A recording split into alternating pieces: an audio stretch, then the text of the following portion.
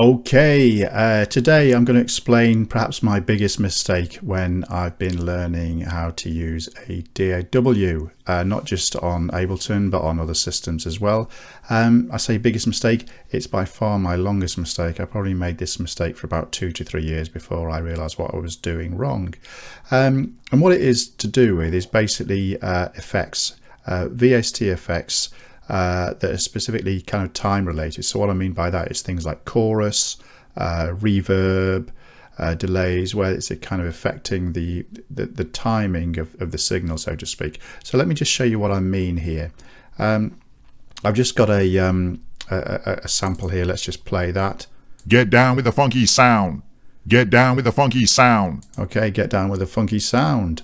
Completely dry signal there, and what I'm going to do here is I'm going to add an effect, and this is where I was making my mistake. I'm just going to show you, and I say mistake, it's not necessarily a mistake, it depends on what effect you want, but I realized this wasn't the effect I wanted all the time. So I'm going to add a reverb, and I'm going to add a room reverb. So the way we just add that, you probably know this already, just take your reverb there, just drag it across your track, and now that appears in here in this window here. So that's what we've done there is called an insert. We've inserted that effect, and what that means is that any kind of signal passes through it, if you like. Imagine just anything in there passes through this effect.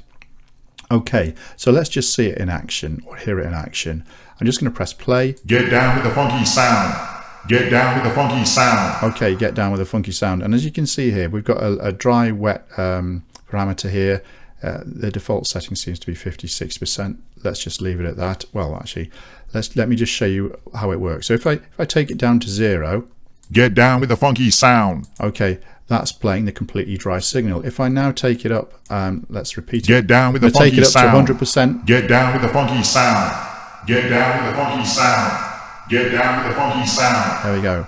Now what's happened there is it's a bit like a crossfader on a DJ's turntables. Okay, so it's faded out the original signal and then brought up the effect, so you've lost the original signal. Okay, now that's not necessarily what you want, because it kind of might make your sound a bit mushy, and in fact if I was in a real life scenario and I was stood near a singer, say in a room, in a hall, I would hear that singer crisply and sharply. On top of that, I would also hear the echo from around the room. Their sound wouldn't diminish simply because of the echo in the room. So that's where I was going wrong, and let me just show you what I mean by comparison. So what I should have been doing in the main, like I say, you can use this creatively if you want. I'm going to turn this signal off, so it's now not acting in there at all. Let me just press play. Get down with the funky. There we go. What I should have done is added it into my return tracks. Now by default Ableton opens with return tracks here, but you can make them. Let me just show you how to make one. Insert a return track, there we go, and it's added a return track. I'm just going to delete that one because we don't need it, it gets in the way. Delete. Okay, so we've got an empty return track here, and what I'm going to do, I'm going to take exactly the same effect there, drag it over to my return track, and here we are, and it's already set it up with exactly the same parameters. As you can see, the dry wet signal is 56%. Okay, so what happens now, by the way, it's turned off. I'm going to turn it on. What happens now will be nothing. I'm just going to explain why. Get down with the funky. I'll say nothing. It should have been nothing. Let's have a quick look at it. Sends.